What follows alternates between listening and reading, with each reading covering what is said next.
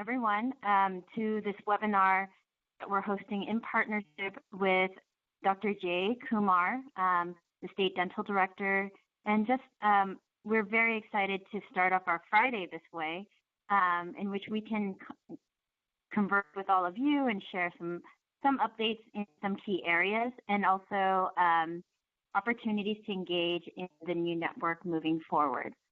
So I'm actually going to talk about the agenda really quickly. We have a full agenda for today, and we only have an hour. So thank you for your time on Friday to spend this hour with us. So I am obviously starting us off just a little bit with a review of the agenda. We are actually going to hear from Dr. Kumar, who is on the line, who has some updates on the state side around oral health. He is the dental director in California, and he has some key policy updates he's going to share with us about changes that are happening and being implemented in next year.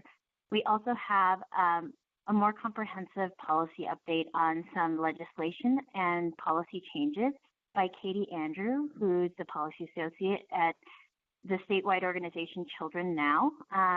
So we're going to talk about those opportunities. We have some updates about the Oral Health Network, and we're going to have a Q&A as well. And we have Amber Christ, who's a senior attorney at Justice and Aging, who is a part of the core planning committee, to share some of those updates with us. And then it comes back to some of the updates we actually would like to share and announce around the 2018 regional convenings that the network is planning to hold in next year. And then we will close our meeting for this time. So Dr. Kumar, as I mentioned, is our state dental director, and we're very excited to have a leader like him in our state Department of Public Health. We have seen a lot of innovations moving forward in the area of oral health, and we're excited to see those changes. He also has a plan that he's going to talk to us about, as well as the kindergarten oral health assessment. So Dr. Kumar, please feel free to take it away. Okay. Thank you, Stella. Thank you very much. What I'll do today is give you an update on the status of the state oral health plan, as well as the implementation of the Prop 56 Tobacco Oral Health Initiative. You probably know that annually we will be receiving $30 million to support the implementation of the state oral health plan. We have mechanisms in place or working on to implement several initiatives, so I'll discuss those today. Next slide, please. We published a document titled Status of Oral Health in California, and basically it summarizes all the findings in California. In summary, I want to say that what we found in California is that oral diseases are highly prevalent, meaning 50, 60, 70% of the population experiences tooth decay or gum infections or mouth cancers. Those are the three major conditions. And then when you look at disparities with respect to age, race, ethnicity, gender, income, occupation, and geography, you see persistent disparities. And another important finding is that there are effective preventive measures available, but those measures are underutilized, whether they are community-level interventions or individual-level interventions. So this is like the baseline for all our measurements. So we will be implementing various interventions, and we want to see progress over the next 10 years. So next slide, please. So we are aligning our programs to achieve the department's and agency's vision, that is healthy individuals and families in healthful communities, and making California the healthiest state in the nation. When we looked at data in California, especially with respect to children's oral health, we see that California is ranked in the bottom quartile when it comes to disease levels and use of preventive services. So we assembled an advisory committee and started developing a state oral health plan sometime in August of 2015. And then we held various meetings and webinars and came up with goals, objectives, strategies, and activities. There are 5 goals in our state oral health plan. And the proposed plan is undergoing review, and we hope to release the plan early next year. And following that, we are planning to hold a summit sometime between April and June to launch the state oral health plan. Although, the plan itself is not released, we are moving ahead with the implementation of the tobacco tax initiative dollars. So next slide, please. So our plan is shown here. There are 6 components. The first one is a state oral health plan, oral health program, and we are building the capacity to perform essential public health services. I'll go into detail a little bit later. The next component is local oral health program. This is the biggest initiative. We are providing funds in the amount of about $18 million to 61 local health jurisdictions to build the capacity. It's modeled after some of the other statewide programs like the Tobacco Control Program, Nutrition Education and Obesity Prevention Program, as well as the MCAH program. All those programs provide funding. Some of them use formulas, and we are also using a formula to come up with funding amount for all these jurisdictions. And the formula is based actually on a base grant of $140,000 to all local health departments, and additional funds are added based on poverty level, population in poverty, below the poverty line. And the third component is training and technical assistance center. We are planning to establish a center at UCSF Dental School to help local oral health programs. And another component is surveillance and evaluation. When we did the environmental scan, and we found out that the data in California are not current.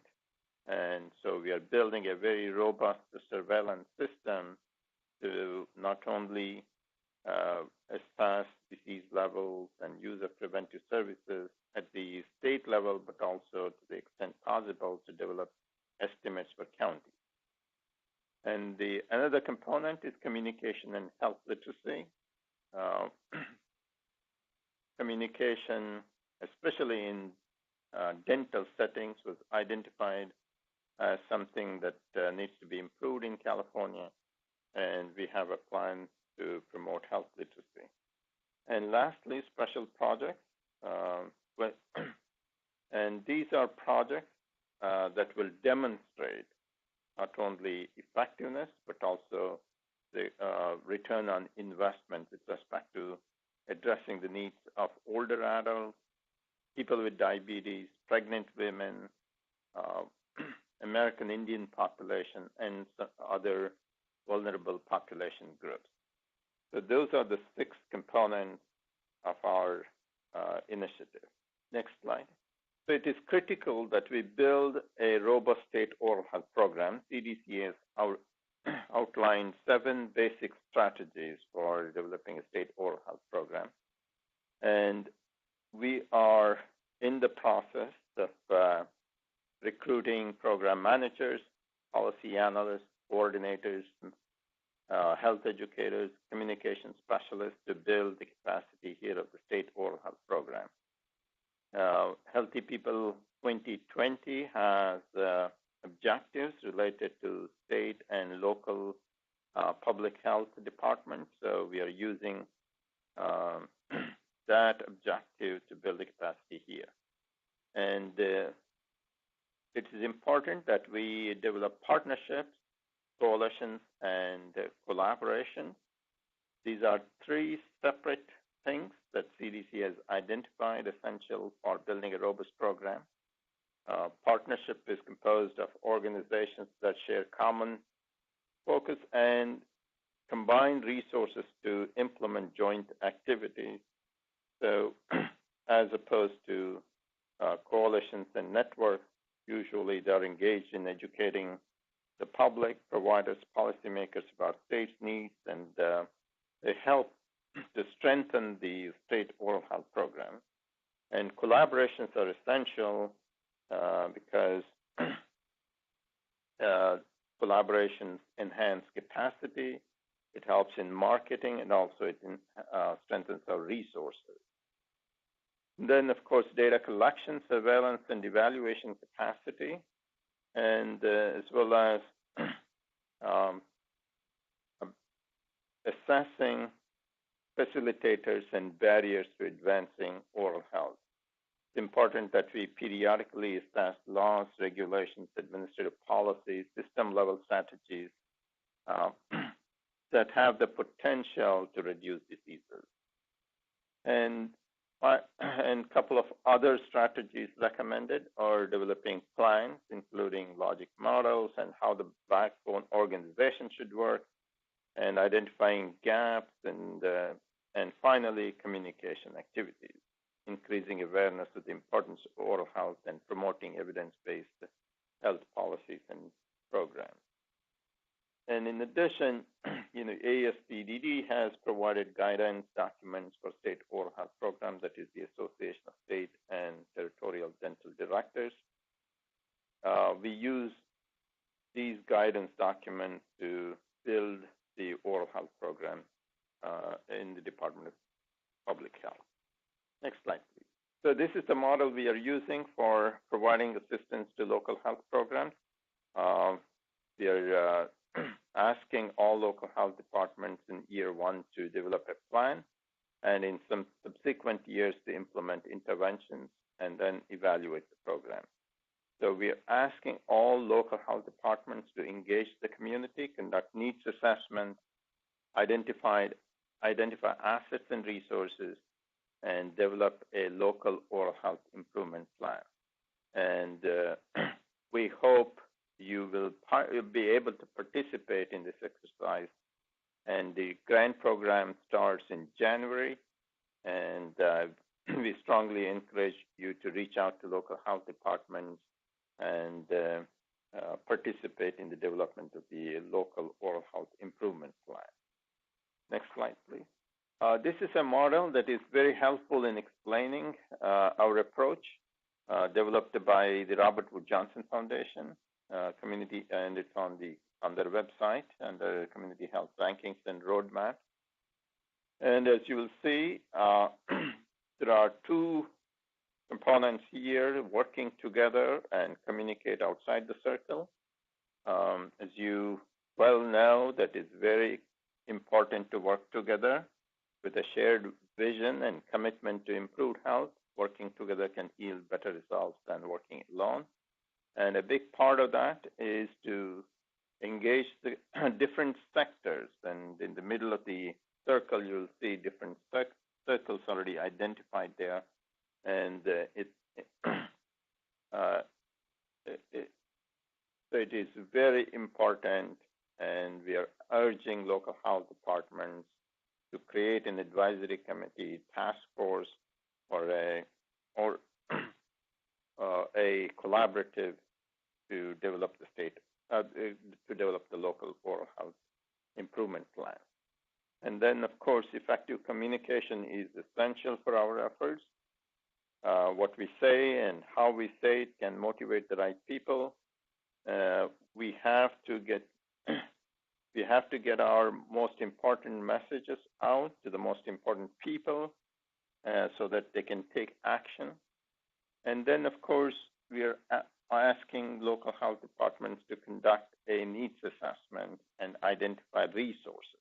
So they have to figure out the challenges they face and some of the strengths, assets, and resources that can help to face the challenges. And then once that is done, it's important to focus on the next step. Without focus, it will be very difficult because all issues will seem equally important.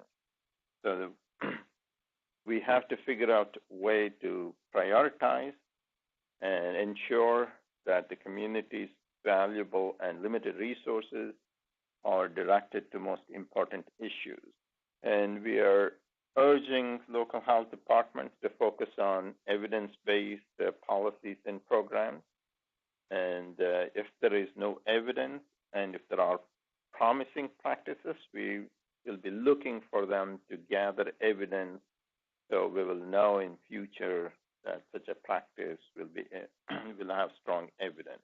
And finally, we're asking, as I said, to evaluate their efforts, and it helps to know what is working and whether we are achieving the results.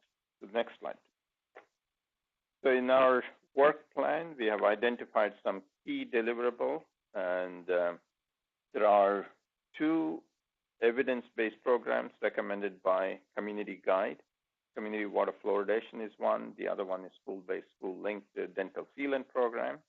There are some promising practices in California, kindergarten oral health assessment policy. I'm going to talk about it a little bit. And the next bullet is about dental visit. This is one of the leading health indicators in the Healthy People 2020 document. That's the set of national health objectives. And we have identified several subpopulations like people with diabetes, pregnant women, older adults, and we want to improve dental visits not only in children but also in adult population groups. There are 2 programs in place. Tobacco cessation counseling is one.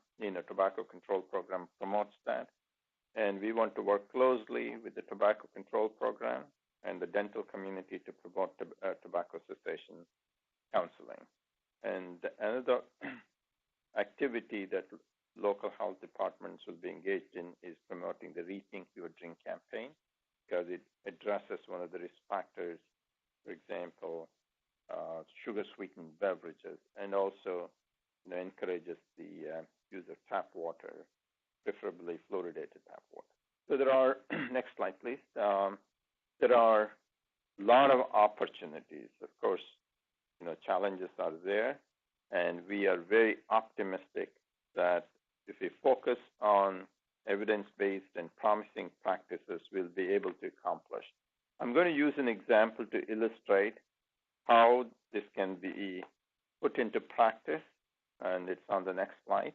Tooth decay in children in California has received a lot of attention, and the disease levels are very high compared to the national level. On this slide, you can see the comparison. For example, in kindergarten children, the baseline is about 54%, and the U.S. baseline is 33%, a big difference between national data and California data.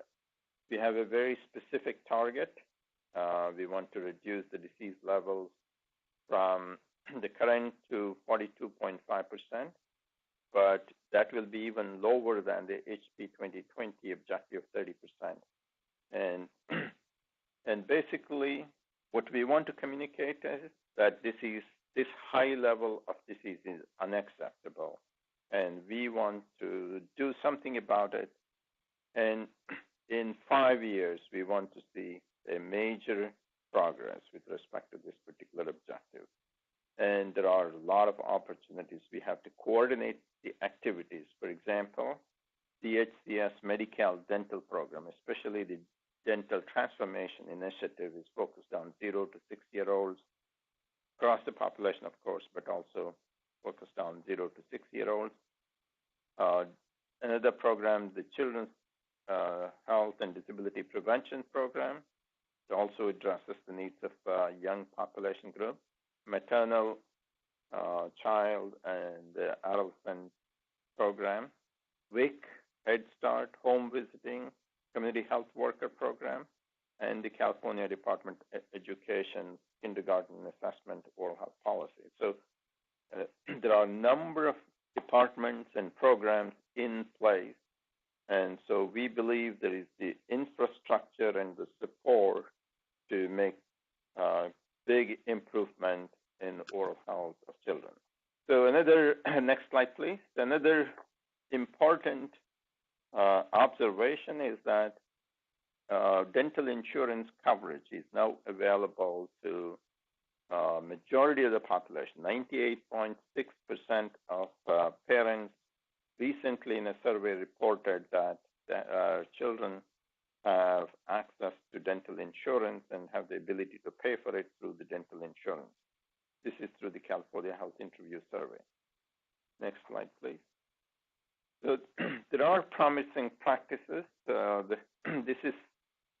This graph shows the percentage of kindergartners in public schools in San Francisco with caries experience in the primary teeth by race and ethnicity. And it tracks trends over time from 2001 to 2012, and you can see the decline.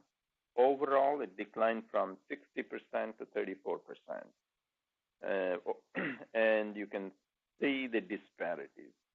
So the good news is overall tooth decay prevalence declined. The bad news is disparities are still apparent. So what I like about this policy and how it is implemented in San Francisco is all the actions they have taken and how well they have linked different activities to the essential public health service. So that's on the next slide. In a recently published article, Jody Stuckey and her colleagues show how this assessment policy, if it is implemented, can be used to link to monitor, investigate, educate, mobilize, plan, enforce, link, assure, and evaluate, and also conduct research. For example, they identified some zip codes with very high levels of caries, and it so happens in San Francisco, Chinatown, I believe, has the highest prevalence of tooth decay prevalence in kindergarten children. So they were able to conduct focus groups and identify the problems and then come up with interventions. So now they are focused on eliminating disparities in this population. So it is not the kindergarten assessment itself that will make a change. It's how well they have used the data to focus on 0 to 5-year-olds and implement interventions. So when kindergartners are seen during assessment, they'll have improved oral health. Next slide, please. So another study published here in California is really interesting.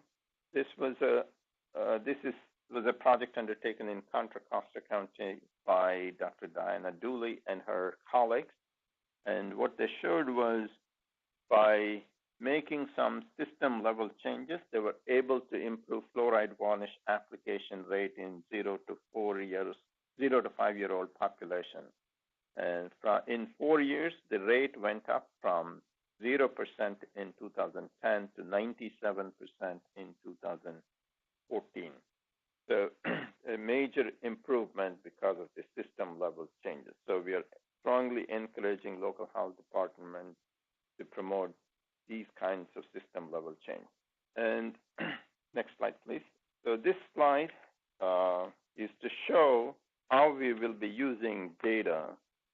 And we want to create a public health information system. And the way we want to implement is, for example, with respect to kindergarten assessment data. So that should be available, in many counties, many school districts, and we are working with San Joaquin County Office of Education to improve their system for California oral health reporting. So there are relevant standards, and there are goals, and there are targets, as I showed you with respect to kindergarten oral health assessment. And the two indicators, disease outcome indicators, example, tooth decay prevalence and untreated disease in kindergarten. So those kinds of data it's possible to gather. And then, of course, we have to refine the indicators. We have to come up with, a way to gather the data uniformly across counties and report it to this data system. with San Joaquin County Office of Board Education holds. And once we have that data, then we can analyze the data annually and show the prevalence of tooth decay by county. And then, of course, look at high-performing counties, low-performing counties, and come up with improvement strategies and report progress annually using the system. So that is a way we are envisioning to use the data to drive changes in California. And the last slide, this is about future of oral health in California. We have two major initiatives. As you all know, the Medicare dental program has a dental transformation initiative, and using the Proposition 56 dollars, the department has come up with supplemental payments for dentists and other dental practitioners. And then the adult dental benefits are being restored. On the public health side, so we have a statewide program supporting all local health departments. We'll have current data and an evaluation system to track progress. We will have an initiative focused on oral health literacy, and we'll be providing technical assistance to local programs. And finally, we will have initiatives focused on special population groups. It will take some time to develop these special population projects, but we should have the local oral health programs contracts in place by next year. And the start date is January 1. There may be some delays because the counties have to get county board of approval in order to execute contracts, so that may take some time. But hopefully by next year we'll have all the contracts in place and all the programs will be engaged in conducting needs assessment. And one of the activities we are asking them to engage is work with the community and come up with a local oral health plan. And so that brings me to the last slide, and I have my contact information here. And if you have questions, or please you can email it to our email address, or if there is time, I'll be happy to answer any questions later on. Thank you. Thank you, Dr. Kumar. So actually how we have a little bit of time for questions since we're lucky enough to have Dr. Kumar's time today. So we have almost 50 people on the webinar right now. So that's quite a bit of participation. So the way we're going to do questions is if you do have a question on your right-hand bar, there's a chat icon. It has like a little text message type of thing. And you can click that on the right and type in a question, and I will read it out and ask Dr. Kumar to answer those questions. So we'll take a couple minutes for questions before we transition to the next part of our webinar. But so Monica Rado says, how can I best help now in my community clinic? Monica, do you have a little bit more context perhaps you can provide in your question? Or I guess we can take it at this general level, Dr. Kumar. As a dentist. How can I best help now in my community clinic as a dentist? Is Monica's question. There are a couple of ways. One is, provide the services, and those services should be based on strong evidence. But more importantly, we want you to champion a cause in your community. For example, if your school is not participating in the kindergarten oral health assessment policy, we want you to approach the school and make sure they are educated about the policy, the importance of oral health, and how oral health will address some of the issues related to attendance. And if you need materials to communicate effectively, we'll be more than happy to provide that.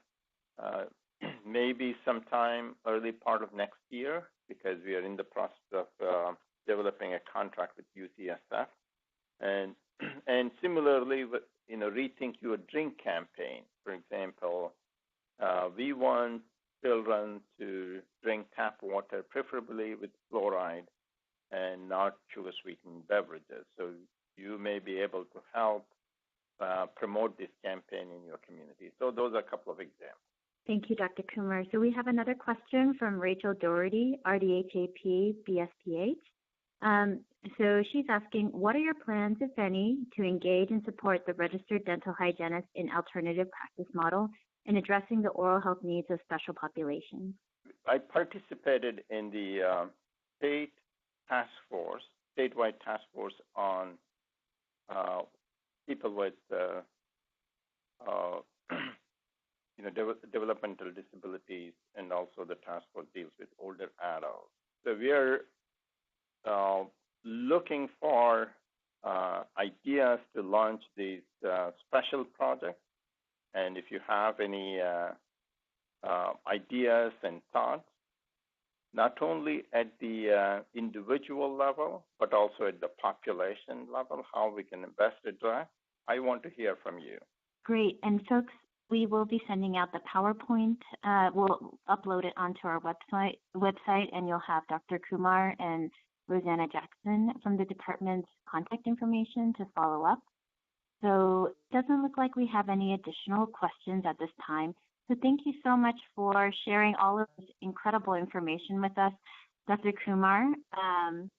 And if you have any last words before we transition into the other part of the agenda. Yeah. What I want to say is that this is a new program. It's going to take some time to build the program. Unlike a tobacco control program, NEOP, and MCAA, those programs have been in existence for almost 30 years. So we urge some, patience, because it's going to take some time for us to launch the program and establish contracts with local health departments. Thank you. Thank you so much, Dr. Kumar. So as a next, thank you. So as the next part of our webinar, we're actually going to hear from Katie Andrew, who's with Children Now. So I'm actually going to hand it off to her. Katie, I see your slides are up. Yes, can everyone hear me? Yes, we can hear you very well. Thank you. Okay, great. Good afternoon, everyone. My name is Katie Andrew. I'm a policy associate on the oral health team at Children Now. I'm just going to do a very brief overview of some of the things we have going on at the statewide level in California. So a couple of things that I'm going to talk about are the DTI, which we heard a little bit about already from Dr. Kumar. I'll also talk about the full restoration of adult dental, Prop 56 supplemental payments, and CHIP reauthorization, just briefly, since it may have some implications for the budget and potentially Prop 56 funds, SB 379, and then if there's time, you all should feel free to go ahead and ask me any questions you might have. So the DTI, I'm sure everyone on this call is probably familiar at this point, but it is a part of the larger Medi-Cal 2020 waiver, and it aims to improve dental health for children ages 0 to 20. And it really focuses on preventative dental services and treating early childhood caries, as well as continuity of care. And so for Domain 1, this is really targeted on those preventative services for children in Medi-Cal. And this is done by providing incentive payments to Denti-Cal providers statewide for a specified list of preventative services, which you all can find on the DHCS DTI webpage. And actually, there's a specific webpage for each of the domains. So if you're interested in seeing what those specified codes are, you can find them there. So last week, I have the pleasure of participating in the Medi-Cal Dental Advisory Committee for Sacramento County. And so we had DHCS participate in this particular meeting this month. And they shared with us that that they have actually crunched the numbers and found that they have a 4% utilization increase among children 1 through 20 between the ages of 20, or between, I'm sorry, the years 2014, 2016. So what this means is that California will actually receive a $2 million bonus. And then in order to receive the next bonus for years 2016, 2018, they will have to see a 4 to 6% increase in the next period. So, but that's really good news. It means these efforts are doing something in terms of getting more kids to the dentist. So we were very excited to hear that. Also, an update that was shared was that provider incentive payments have been sent out with the usual reimbursement payments, and then the backlog of incentive payments prior to November will begin to be sent out at the beginning of this next year. For Domain 2, this is really focused on getting folks to utilize the Caries Risk Assessment tool that was developed for the DTI specifically to treat chronic disease and introduce a model that proactively prevents and mitigates oral disease. So 11 counties throughout the state have been selected for participation in this particular domain. And there's a CRA toolkit that's posted and available on the Domain 2 website. I included the link there in case you all would like to go find it. And DHCS has approval from the CMS to go ahead and expand this the counties that participate in this particular domain, although they weren't able last week to specify the number of additional counties that they plan to expand to, but they are planning to go ahead and expand. For Domain 3, this is really focused on increasing continuity of care for beneficiaries in the Medi-Cal program.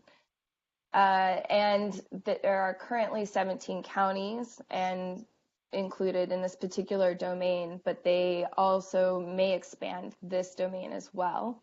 DHCS has plans to look across those programs that are currently participating in this specific domain to highlight best practices. So we should all keep an eye out for that. They also shared that payments for 2016 have been issued and that payments for 2017 will be issued come June of next year. So I'm sure all of us have at least some familiarity with Domain 4. This is for the local dental pilot projects. And really this is geared towards using innovative strategies to increase prevention, caries risk assessment, disease management, as well as continuity of care. And we currently have 15 grantees for this particular domain, and 12 of 15 contracts have been executed to date. And DHCS has also shared that approximately 6 grantees, that was an estimate, 6 to 8 is what they said actually, have begun submitting invoices at this time. So it means the work is well underway for most of the grantees, or a good proportion of them anyway. So I think we can all be excited to see what comes out of these pilot projects. So next is the restoration of adult benefits. So in the last legislative session, SB 97 was signed into law, which fully restored adult optional dental benefits for beneficiaries, adult beneficiaries ages 21 and over. So this will actually take effect at the beginning of this next year, so January 1st. The SPA was submitted to CMS on November 8th, And some example of the restored benefits, although there is a more comprehensive list on the DHCS website, but some of the restored benefits include lab processed crowns, posterior root canals, partial dentures, etc. Okay, so the next thing I'm just going to touch on is Prop 56, which we heard a lot about from Dr. Kumar in terms of what it means for the statewide oral health program. I'm just going to talk a little bit about the supplemental payments. So as you all know, this is approved by voters in November of 2016. And really what this does is it takes excise tax from cigarettes and tobacco, so it increases that rate and takes those extra funds to fund healthcare expenditures. And as it relates to these supplemental payments for dentists, there's $140 million that DHCS received for that. One thing I just wanted to highlight is this budget allocation is only for 1 year, so it will be expiring at the end of this fiscal year, which is June 30th of 2018. And so I just wanted to point this out because what we've been hearing from some stakeholders is, particularly on the dental side, is there's some concern about this budget allocation only being for 1 year and the possibility of the data not being able to demonstrate its effectiveness in terms of recruiting providers into the program and what that and not being able to show again its effectiveness, and then and then us not being able to get, or excuse me, not us, but DHCS not being able to get those extra funds for subsequent years, and the possibility of backlash from dentists that are participating in the program and receiving that supplemental payments and then that disappearing. So as for those advocates on the call, I just want to encourage you to be thinking and strategizing around this particular piece here, because I think it's going to be important. So again, Denti-Cal providers will receive a 40% supplemental increase for specific procedures. Those procedures range from restorative to diagnostic. Again, those lists can be found on DHCS's website. And so they actually did receive approval from CMS to go ahead and implement the supplemental payments back in November. So as of now, any services that have been provided from July to November, those retroactive payments began being disseminated this month. And DHCS estimates it'll take probably about 6 months to process all of those. Claims submitted from the very end of November, so basically the beginning of December on, will go ahead and receive that 40% supplemental payment bump in their reimbursement checks.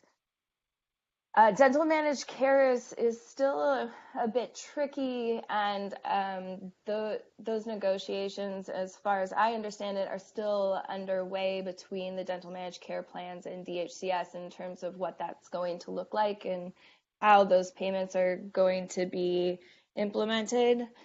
And again, there's this concern over the 1 year budget allocation, so I just wanted to highlight that again. So CHIP reauthorization, although this is a federal issue, I just wanted to highlight it here because 1.9, it will affect 1.9 million children in California, and it expired at the end of September.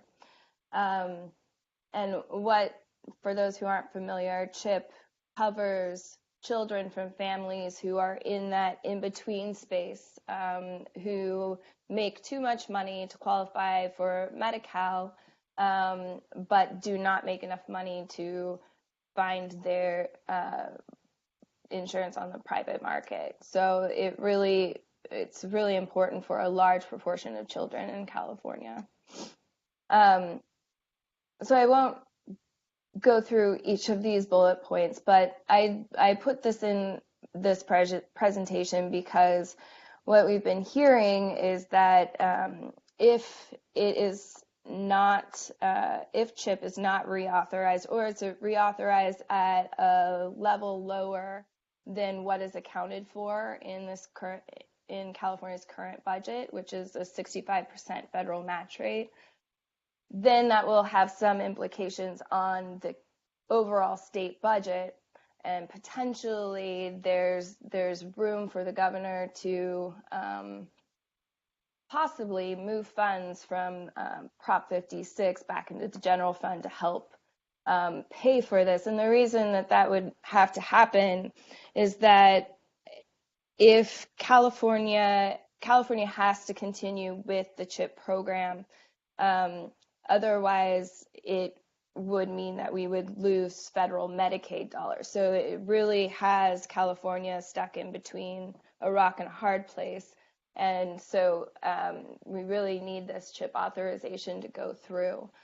So I know that there are several organizations on the phone now are doing a lot of work around this, but I just wanted to highlight it because it could potentially have an effect on some of the really good work that we have going on in the state around dental and improving the dental health of children in the state. So Governor Brown, for SB 379, this also passed in the last legislative year, and it was co-sponsored by the California Dental Association, my organization Children Now, and the Children's Partnership. And it builds upon AB 1433, which was the Kindergarten Oral Health Assessment Program. And what it really aims to do is to strengthen the collection and reporting of dental decay incidence data for California's kindergartners. And specifically, it added carries risk experience to the data that is reported by schools. It also allowed schools to facilitate school-based screenings by permitting passive parental consent, which for those of you who have been involved in school-based screenings, that's a huge win and will really ease those on-campus, the process of those on-campus screenings. It also encourages schools to report data to the system designated by the state dental director, Dr. Kumar. And as he mentioned earlier, there's work going on with San Joaquin Office of Ed around the SCORE system, which some of you may or may not be familiar with. So that looks like it may be what we end up using as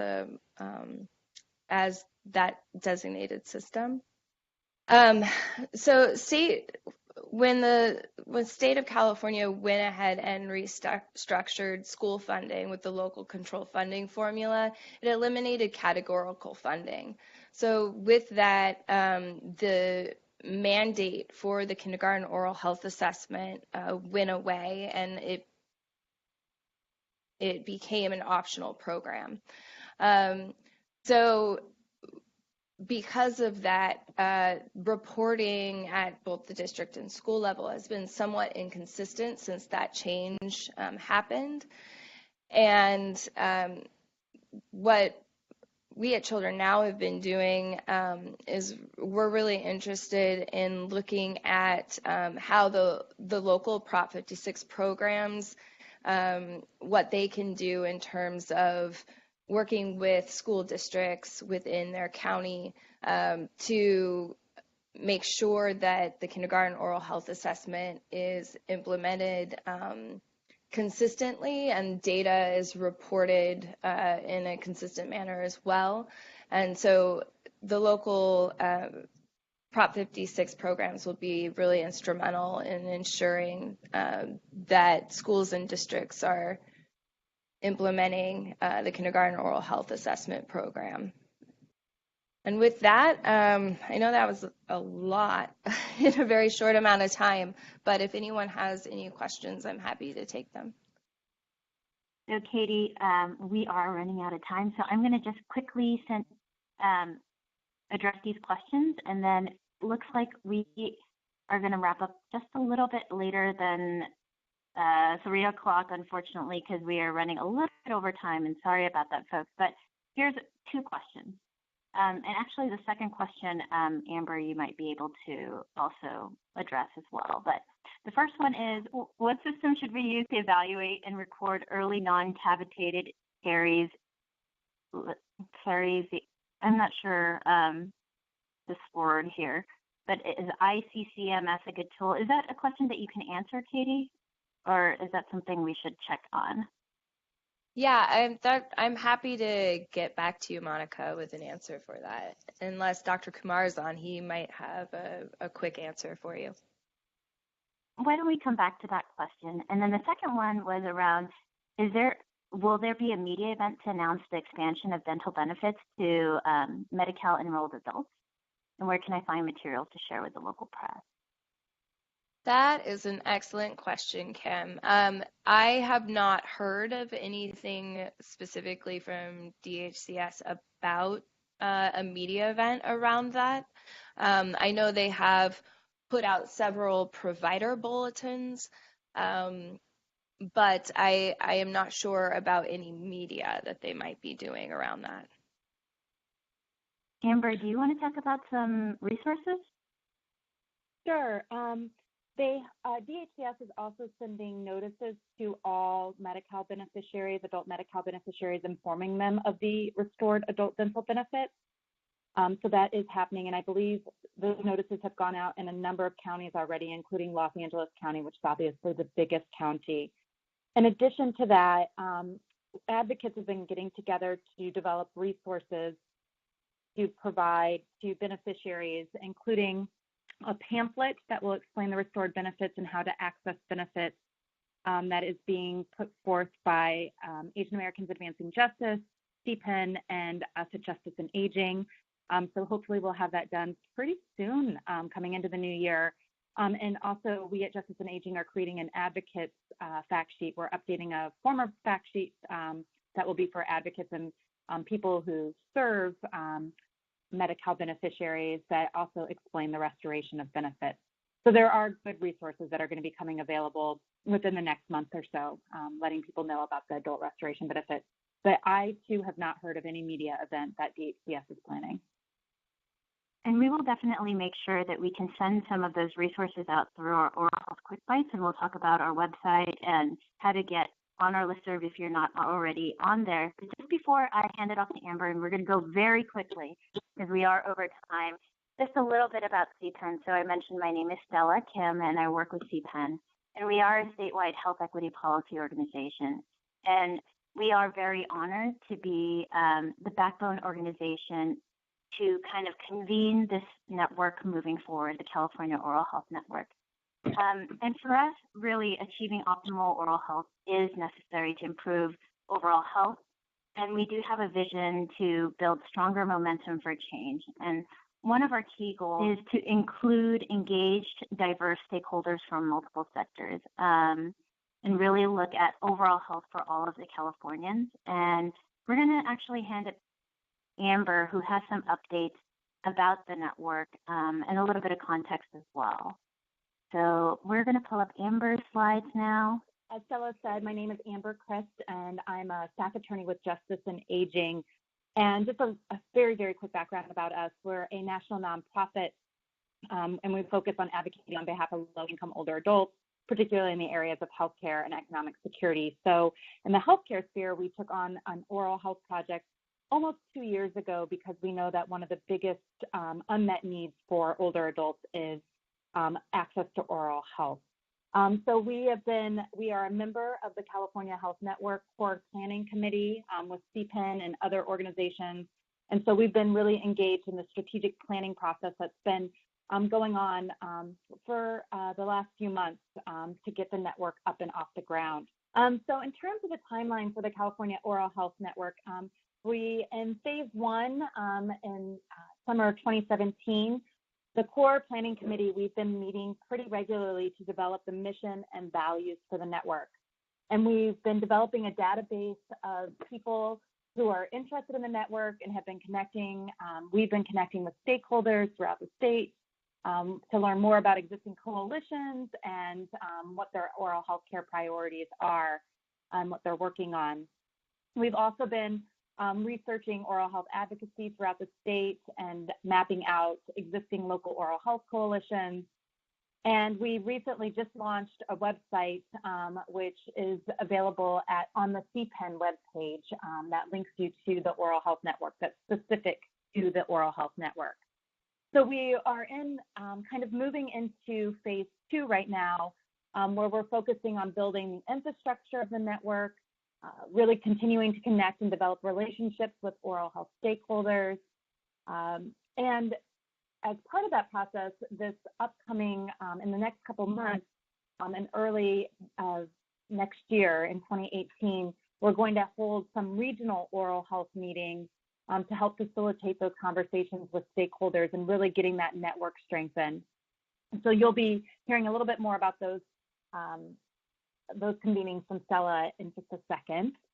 We're also obviously continuing to engage with Dr. Kumar and hope to partner with him on the statewide conference in the late spring that he discussed. And then we'll also be just looking more deeply at policy opportunities and developing priorities for the network and getting feedback from all of you on that. We then plan on entering into phase 3 in the summer of 2018, which will focus on being an effective connector to all oral health stakeholders and kind of then evaluating how that process is working and the structure and successes of the network. And if you go to the next slide, you will see outlined there, and I'm not going to go through these in any detail because of lack of time, but that we've developed sort of the network goals. And obviously you can review this on our website at any time and give us input if you think that we need to improve on these goals, and it's sort of a working document. But those are available there in the web presentation and also online. So I will now turn it back over to Stella and see if there's any questions and let her wrap up. Great, thank you. And we are moving a little quickly, so we're actually going to cover the convenings. And let me see here.